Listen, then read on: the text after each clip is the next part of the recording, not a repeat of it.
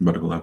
All right, everybody, we are live again. Dynasty Mirror Search for Huru, and I have Miss Jackie Johnson in the building today. We're gonna do a slight recap, and then we're gonna kind of go into some other areas, touch on some other subjects in regards to the Building Bridges Symposium, or talk that we had a couple of days ago, last Sunday at the Atrium, and here in the Atlanta area in Stone Mountain. It was me, Jackie, Phil from the Vice Show, Dr. Mumbi, and a number of other people who were on a panel. And we were just discussing diaspora and Africa relations. So we're going to touch on that. And then, we're kind of limited for time as well. So this won't be a long stream, 30, 45 minutes at the most, because I got to get out of here. So we'll go ahead and jump right into it. Jackie, what's going on? Hey, everybody. So happy to be with you again today. Thanks, Dinus, for having me on your show. We had an amazing time on Sunday in Stone Mountain, Georgia, attending the collaborative voice of bringing Africans and African Americans together in Atlanta. And I'm so happy to have been a part of that, because it's so important that we begin breaking down these silos and having honest, candid conversations with each other to work out whatever differences we have and to push past them so that we can come together and prosper together. And so I was really excited to be a part of it. And I think, Dennis, we sat next to each other, and we were able to kind of just share in general some of the issues that we've grappled with, some of the questions that people have asked us. I'm always telling everybody how important it is not to go to Africa looking for a job, but to go and create an opportunity for yourself and others. And I think that was a great message to share in that broad audience, but it was very powerful. Just the ability to be able to talk to each other, and in terms of telling the audience some of the things that we share with you guys all the time. And yet Atlanta fired up about working together with Africa, living there if that's what you choose to do, but definitely working together to build economic wealth. Okay. Yeah. So, we discussed business opportunities, actually just traveling to Africa, something I've been really stressing, like just get a passport and go. I know you guys saw the show with me. Hopefully you guys saw the show with me and Dr. Mumbi and Phil as well. After the event, they came over and we all sat down and we chopped it up for a good 20, 30 minutes. Also did some interviews with them as well, separate interviews here as well. So those should be going up as well. But at the same time, we want to make sure that we continue to build on this momentum, and that it just doesn't stop here, and that we also put some action behind the words. Because I know sometimes we get all excited when we have symposiums and panels like this, and there's nothing comes from it really. So I think the big thing is really making it happen. Absolutely. And, it's also about being prepared, because if you want to go and do business in Africa, as I've said many times, Africa is not America. So you don't really approach the market the exact same way. And there are things that you need to know to be prepared. There are nuances and things that you may not be aware of initially that can be a hindrance to you actually going and doing business successfully. And we help you with that as well. I know my agency does, Profile Africa. We help prepare companies and brands and organizations to go to Africa and not just see it, but to actually do business there.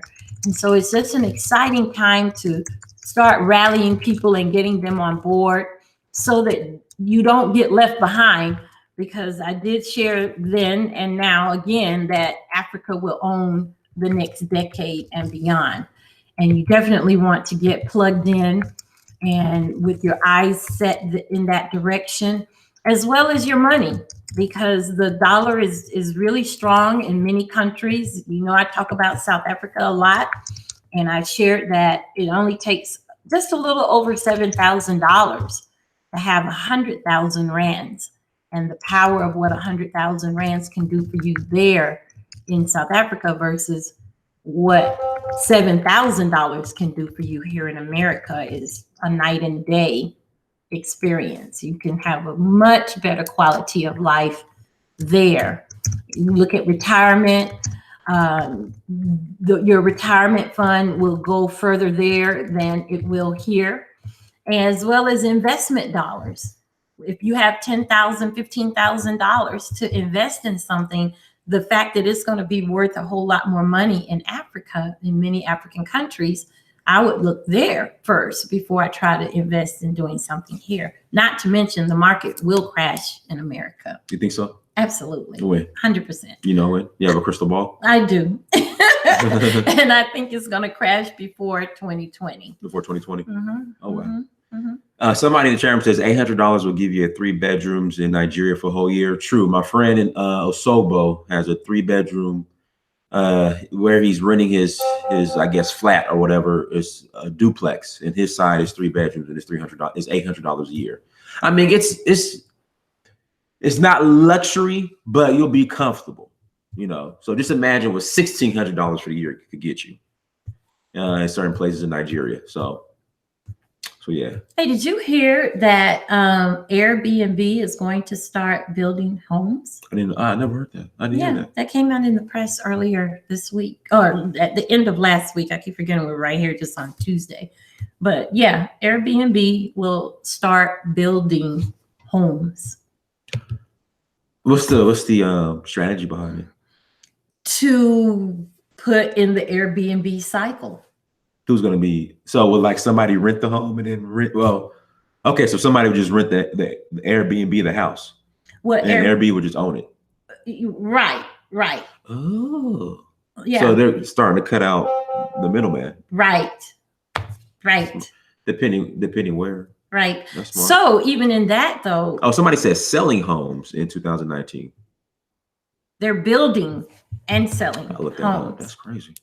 No, I read that they're going to start building homes in 2019. So I'm not sure, but yeah, check it out. That's crazy. Because that would be tight, you know, in terms of, like you say, cutting out the middle person. Mm-hmm. But then it doesn't mean that we can't continue to do business from that model, just without Airbnb. Yeah, Airbnb will start designing houses in 2019. Yeah. They're designing and building homes. Wow. Yeah. So, Carolyn, what's going on? Carolyn Keller, she's in South Africa. Caroline, how are you? Hi, Caroline. She's it says 2019, but as far as where, I don't know. I'm just kind of looking at the article, just glancing, browsing through it. I'll read it. Yeah. Yeah. So they're building and designing homes, and they will be putting them on the market to be like the typical Airbnb situation. So it's just becoming even more competitive. But I believe if you build a good model to, you know, a good property to use as an Airbnb and kind of drive it under your own brand, I still think you can make a lot of money. Shout out to Amin Ra. The event was nice. I had a good time at the event. It was it was a lot of people there. There was a lot of people there. I mean, it was a very, shout out to Shantae. I mean, it was a very well ran and organized event. Very well ran and organized. But like I said, it's just making sure the momentum is kept from the event, after the event. And then make sure too that we're actually doing significant things, you know, like doing business in Africa, because that's what I was inundated with, that question. How do people get started and do the different types of businesses that they want to do? Because some people want to move there, and then some people want to do business there, and some people want to do both. Right. Yeah. So being able to service that aspect And I would like to share how important it is to work with people who have experience, Go ahead. because there is the unscripted life of Africa that no one can just observe from afar and now become an expert on Africa. I remember before in 2005, before I went to Africa for the first time in 2005, how every time I said something about Africa, if someone asked me, had I been, and I say no, then everything I was saying became null and void. Right. Because it's that experience that really validates anything that you say about how to do business in Africa, or what to do when you get there.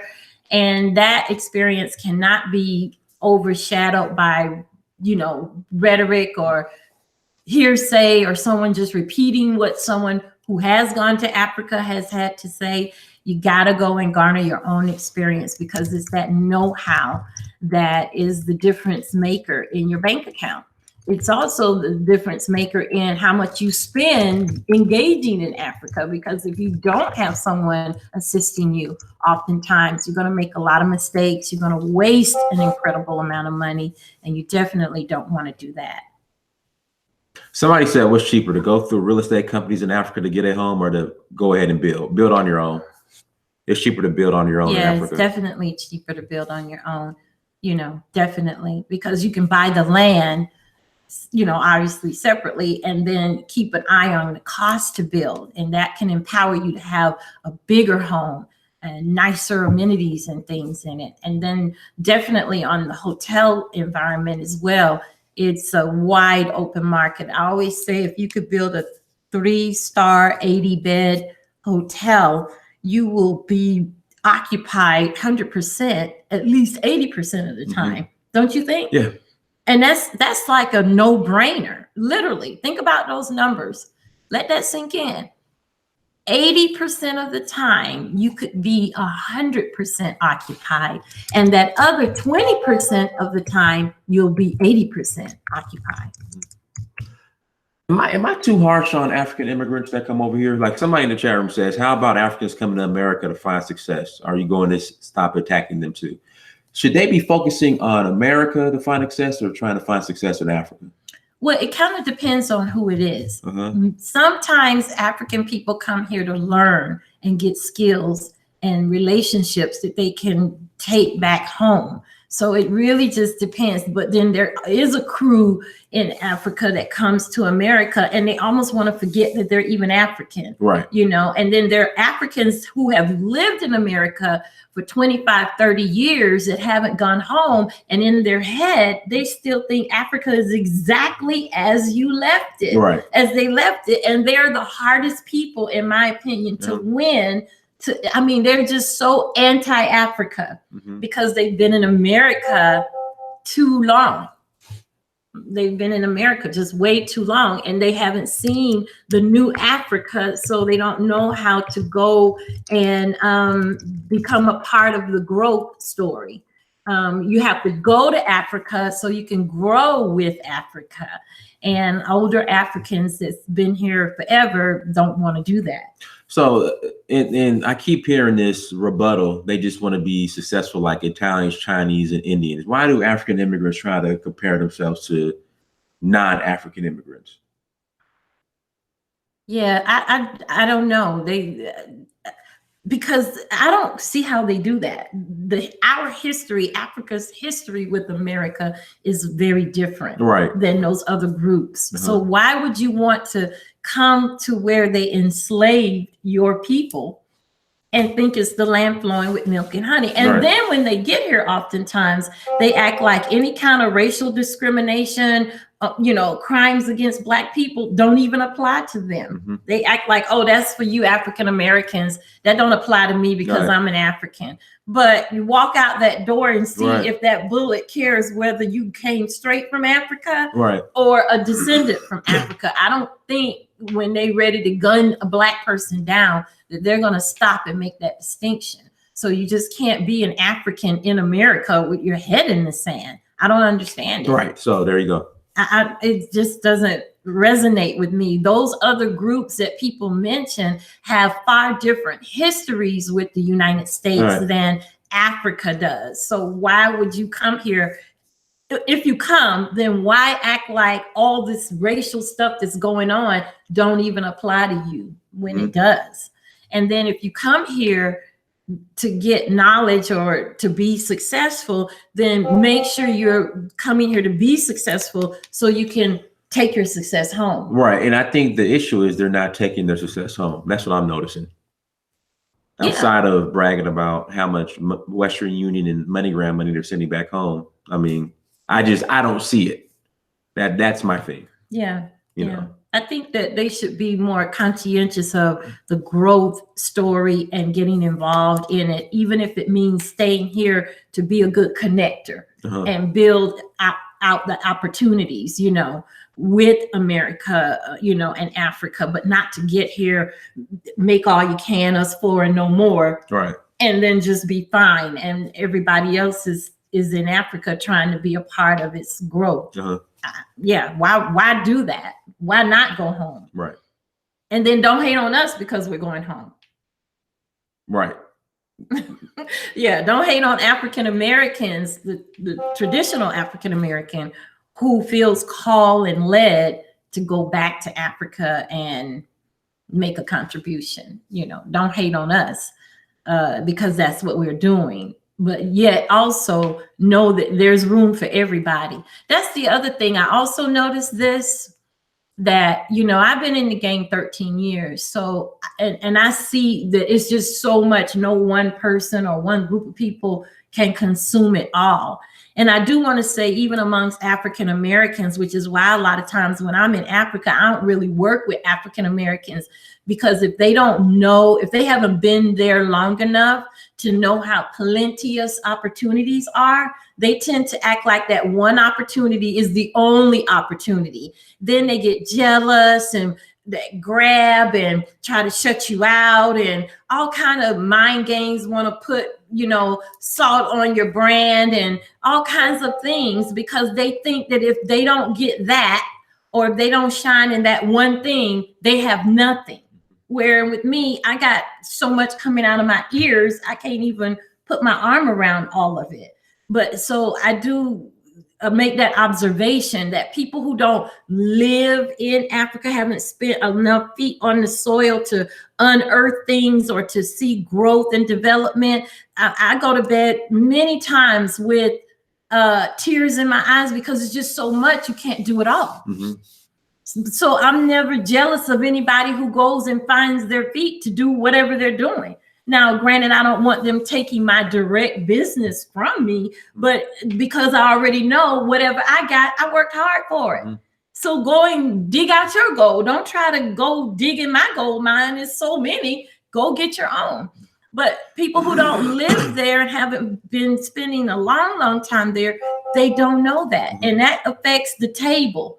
That affects how we work together. And just because you say, like my motto is, we're stronger together than we are apart. Right. But people can say that as rhetoric. It becomes bullshit at the end of the day, because they don't really mean it. It's just what they say in public, but their personality, their attitude doesn't align with that. And at the end of the day, at the business table, you need people you can trust. You need people, and for those who haven't been to Africa, let me just explain that respect and honor goes a long, long way.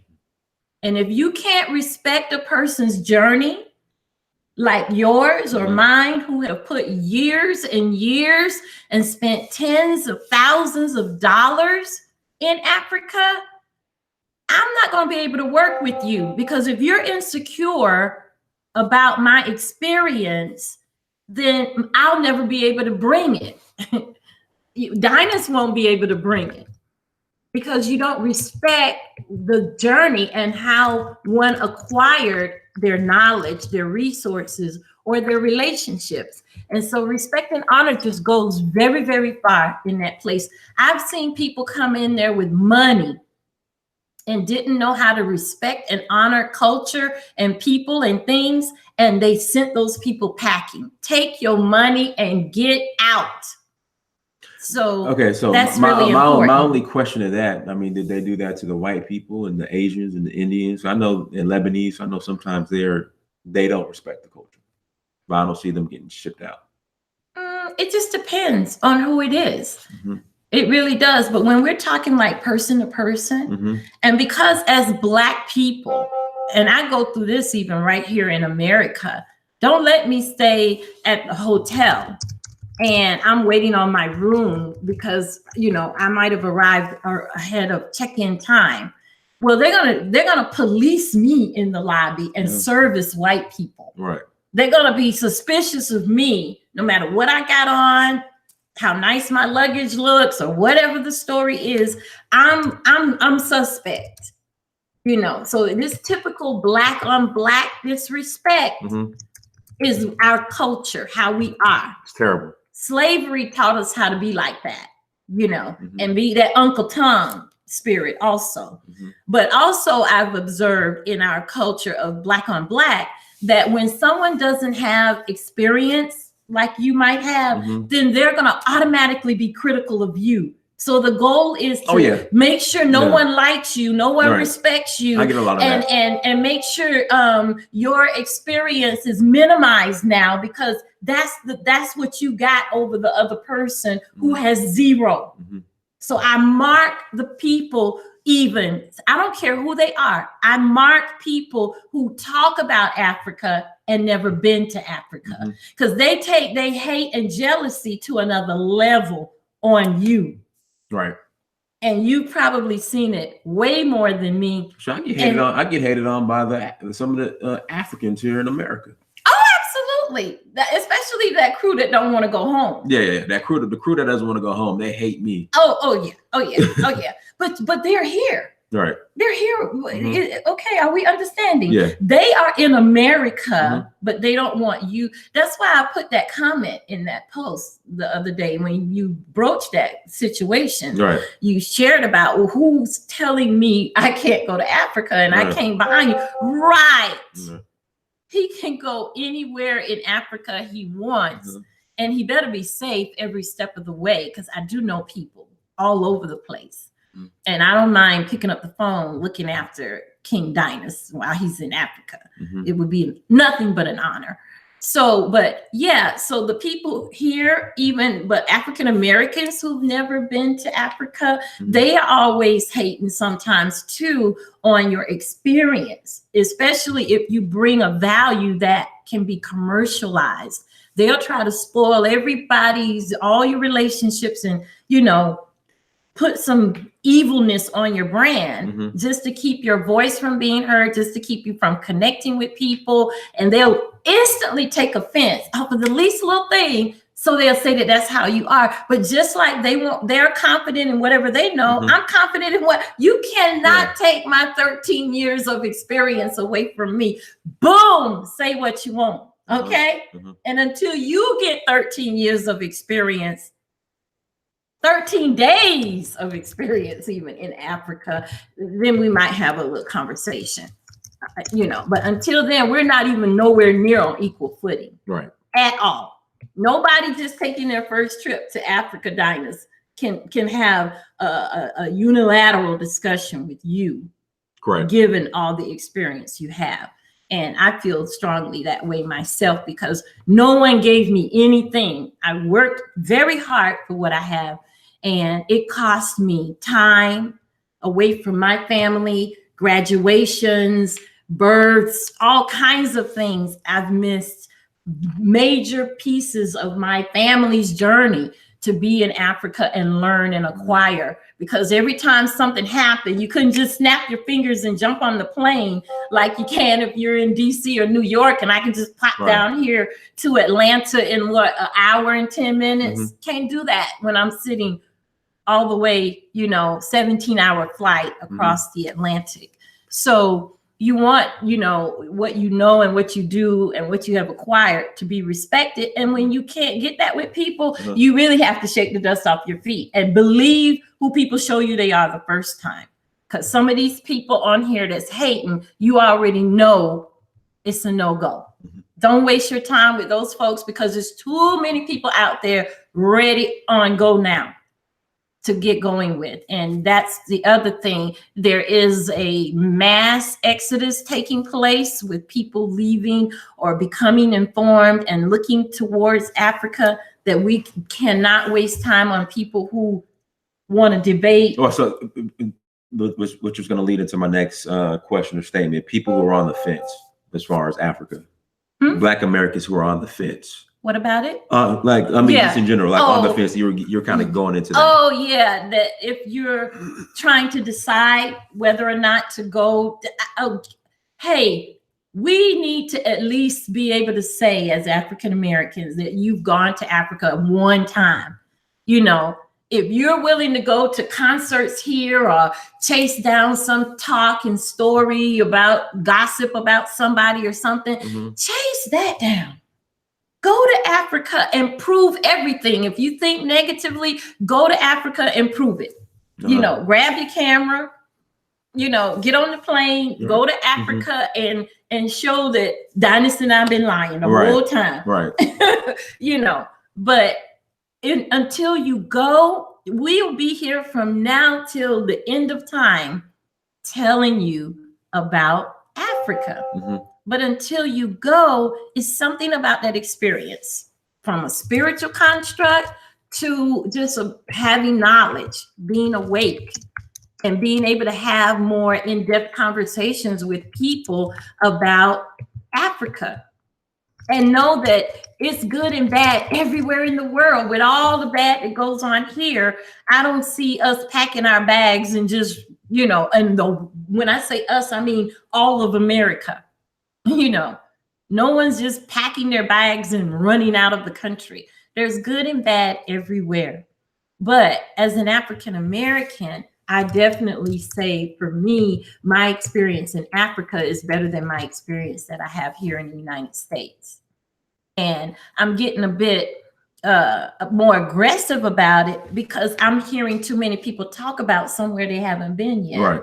Either they're saying something good or bad, but the point is, endeavor to go and spend enough time there to really understand what the total experience is about. Let's see what else we got here in the chat room. Business to invest in Africa, commercial real estate, printing, bakery, agricultural import, export. I agree. I'm going to get into the real estate space personally. Yeah, real estate is really good. I also think turnkey businesses are good. We talked about storage units on the last show, but now I'm also looking at laundry facilities. I mean, you just don't even know how people got to wash their clothes, you know, all over the world, but definitely in Africa where it's becoming atypical that washer and dryer is in a home, a brand new built home, but that hadn't been the status quo before. So there are tons and tons of opportunities to have laundry facilities, and that's great turnkey business and low staffing. So it's really amazing what you can do. Do you think African countries are doing a terrible job in regards to engaging Black Americans here in America?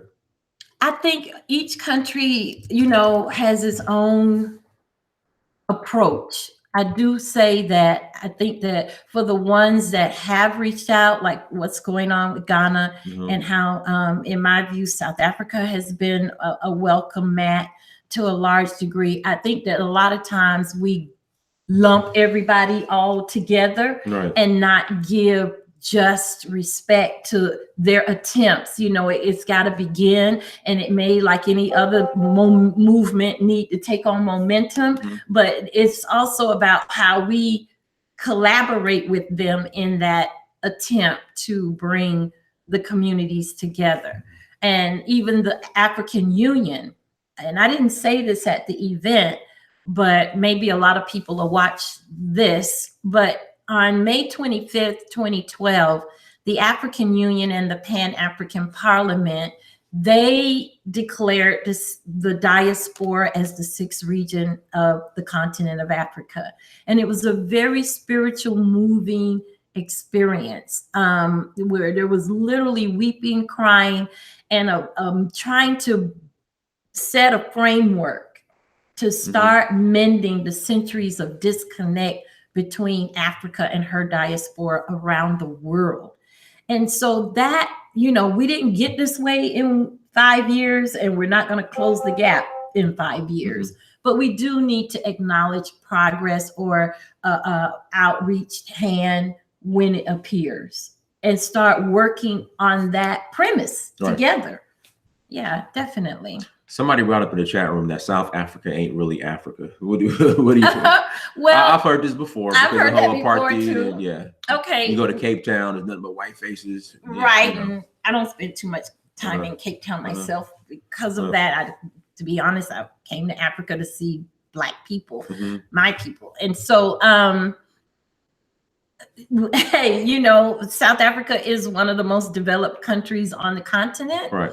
I agree. In the world. And well, really. And I do say sometimes, come to America in Africa. I do say that South Africa is America in Africa. But I also see South Africa as a soft landing for some people when they're taking their very first trip to Africa. And not because I want them to think that all of Africa is as South Africa is, but maybe to inspire their hope and dreams around what can happen and in the area of development, and be inspired by it to continue working with our other partners around the continent to hopefully bring, empowerment to everyone. And I'm not going to say that everywhere in Africa needs their idea of modern living needs to look European or anything, because there are some amazing architectures in even South Africa that boast culture, in a modern way. And I love that more than any kind of 6 or 7 star commercial Western thing. I think that we should admire South Africa for what it is and dream with it, but also know that it is still very much Africa.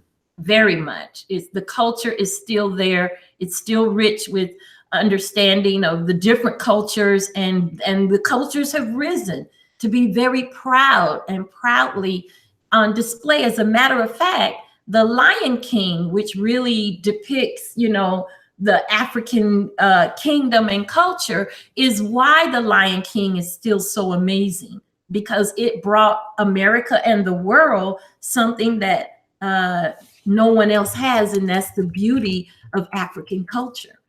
And that's, stems from South Africa. So it's still a highly African cultural place, very much so. Hold on. Somebody asked, what is your opinion on how safe is Africa for African Americans? Is it safer than America? Absolutely. Absolutely. I am never feeling threatened or my life in danger. No way. No way. No way. I want to read what someone said about The Lion King. The Lion King, the only Disney cartoon about Africa, and they didn't show a single African. The only animal that had an African accent was the monkey. I don't know about that. There's some truth to it, but I have to watch it again. Yeah, I would too. It's been a long, long time. But I do know that originally it just encompassed at least element of African art and culture I was familiar with from South Africa. And so I think it still rings true in that respect. So, and we'll end on this. So Amir Ra saying that China, I guess, involvement in Africa or possibly taking over Africa because of their involvement as far as loans and building or whatever, is all propaganda. Like, what are your thoughts in regards to China's relationship with Africa? Well, I certainly think that they had to change some of their economic policies from before, like while we were manning George Bush Iran and Iraq wars, that's when they really quantum leap their presence in Africa. And first it was about, we give you money, we come in, we build only one road to get to where we're talking about, and we bring our own people. And then when we're done, we take our skills and our people and leave you with one road. And in 5-10 years, this whole thing is going to fall down. Right. But then they had to change that and Africa started making a demand collectively.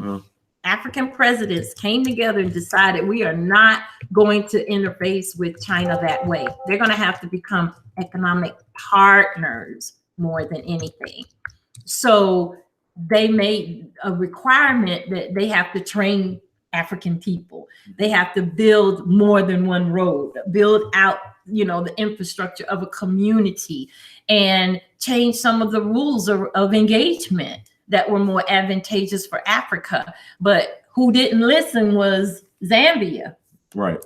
Which is why so what's going on in Zambia has African military there. I mean, they've totally taken over the military in Zambia, which is very, very, very, very, very scary. And I do want to say that I have reports that Chinese police stations are not being built in South Africa. Okay. Yeah. They are community.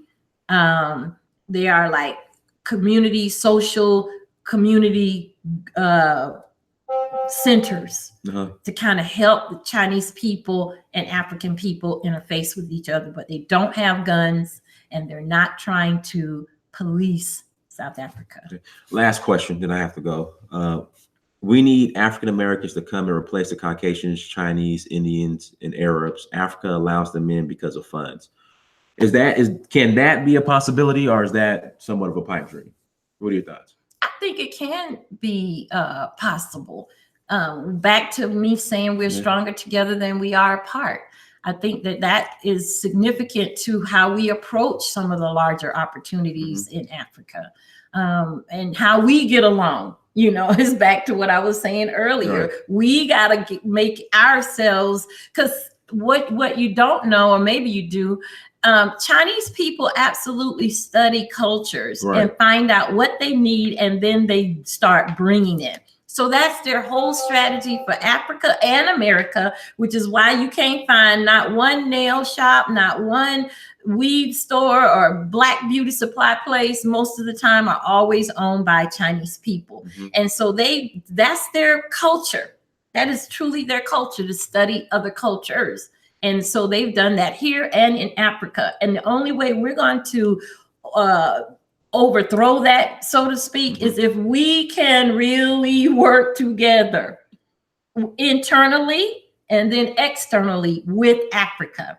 And to me, that has always been the thing that kept us from progressing collectively as a people, that we don't work together as well as we should. And we need to commit to that, come hell or high waters, for the sake of progress as a nation of Black people. Absolutely. So what we'll do, everybody, we'll go ahead and close out. I got to run an errand before I pick up my son. Jackie, how can everybody reach you? Okay, guys, look, I want to help as many people as I can to go and do business successfully in Africa. But my time, my talent, and my skills and my know-how is not free. Understand, we are open for business. And if you want to know how to take your idea, your business, your brand, even your ministry, your platform of whatever it is you're doing into Africa, contact me. But know that I'll give you one 15-minute free interaction. Anything after that, you need to pay for it. So call me at 212-470-1853, or you can reach me at 212, say it again. 212-470-1853, or email me at info@profileafrica.org. All right, cool. What we'll do, we'll go ahead and close out. We'll wrap it up. Everyone, thank you so much for joining us. Make sure you go to Search for Uhuru on Instagram, Snapchat, Twitter, and Facebook. Like, share, subscribe. Thank you so much for the support. Myself, I head to Ghana and Nigeria. I leave next. Oh, when I leave? Next week. Wednesday. No, well, today's the next week. A week. 13th. I leave Thursday. Today's Tuesday, right? Tuesday. I leave Thursday. Wednesday or Thursday, something like that. I think it's on the 12th, my birthday. Yeah, something like. Okay, yeah, Yeah. the 12th. December the 12th. Yeah, something like that. So. And also Kenya's Independence Day. Yeah, so maybe we'll be back on saying Happy Independence Day to Kenya. Caroline, we got to get you back on here, Miss Okello. I know we had some technical difficulties last time, so we definitely got to get you back on here. Just let me know when you're ready. So everyone, thank you for joining. Thank Until you. next time. Peace. God bless.